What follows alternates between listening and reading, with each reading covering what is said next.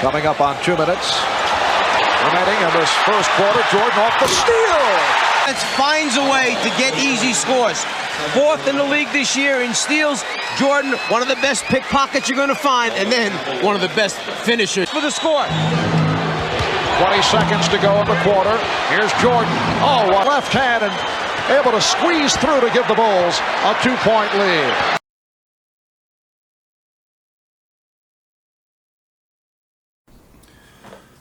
What's good, YouTube? Prince Sports here. You can also find me on my second channel, Just Prince TV, for hip-hop, street talk, and just entertainment talk in general. But that's not what I want to talk about now. I want to talk about a rule that the NBA dubbed, or unofficially dubbed, the Kawhi Leonard rule. Now, this rule is going to be one of new rules. Catches bullets with his teeth? Nigga, please. Now, this rule is going to be one of many new rules that the NBA incorporate into their season.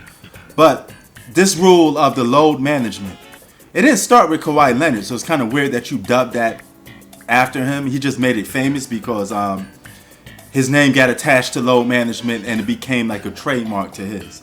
But you had guys like Greg Pop, hell, even LeBron James, when he played on the Cleveland Cavaliers, he was missing games and they said due to load management.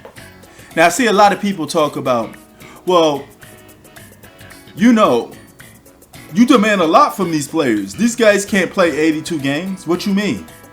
Jordan played 9 seasons, 82 games. And he had also another 2 seasons when he played 80 games and another season when he played 81 games. All right? Matter of fact, in his three-peat, okay? Three-peat. We're talking about his second one. He went to the NBA Finals all 3 years in a row, won the chip 3 years in a row, and played 82 games 3 years in a row. So, my point is, why can't these guys do it when there's more advanced medicine? There's more advanced health procedures, right? You could go to the doctor and we got more technology that's way more present than what it was back in the day. But now you got players that if they sit out or try to sit out, they're going to get fined. And the NBA incorporated a rule that you can only sit out 1 or 2 stars. Now this only applies to 49 to 50% of the league. And it's only about 450 players in the league. So about 50 of them are really all-stars / superstars, right? So that only applies to them. Now, why does that only apply to them? Because the NBA is a marketing scheme. The NBA is a business. They got over a $2 billion deal with a new network. You think they could afford to have their key stars, their marquee players, sit out games? They need money, they need ratings. The NBA also generates over $100+ million just from gambling and placing bets. The Las Vegas bet odds and all this other stuff. So a lot of money is being incorporated. This is why the main reason the NBA don't want these guys sitting out games.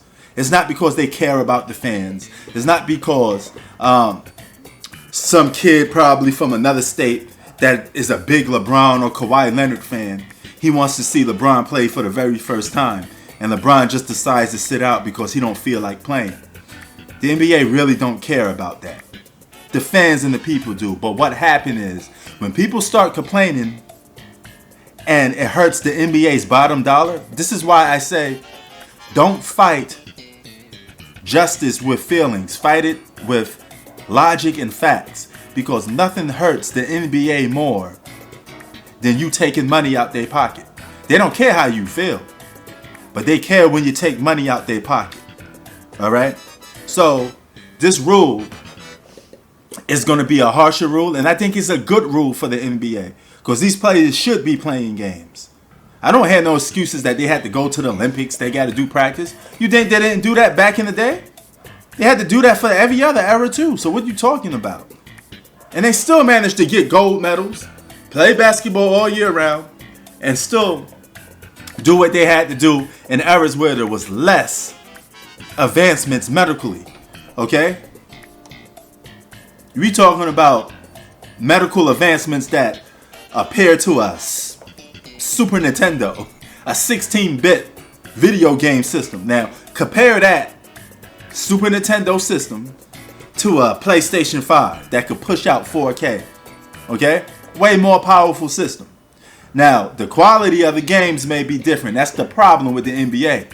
There's lots of quantity, but not too much quality. Just because something is old doesn't mean the quality isn't better in terms of entertainment, in terms of you getting your value, right?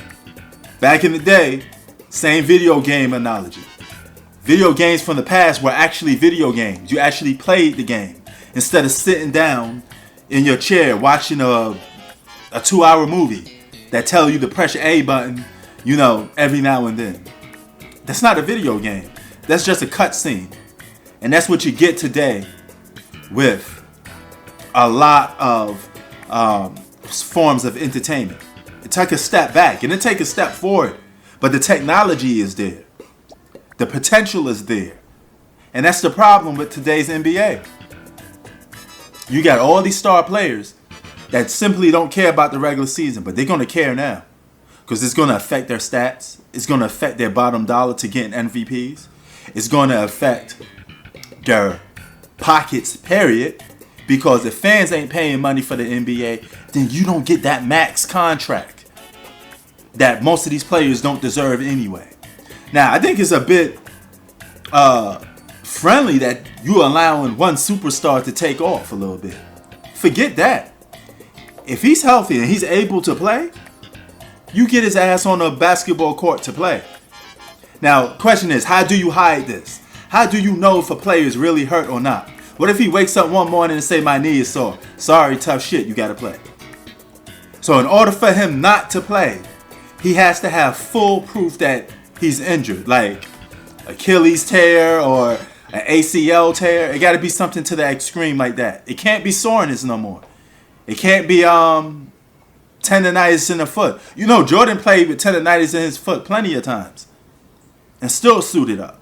Kobe played with broken fingers, all right, banged up knees. If these guys could do it, you could do it, all right?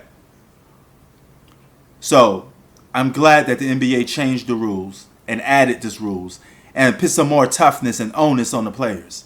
So hopefully we're going to get a lot of good matchups and we get to see the games that people want to see. You know, we haven't seen a Kevin Durant versus LeBron James in years, and it's been due to injury.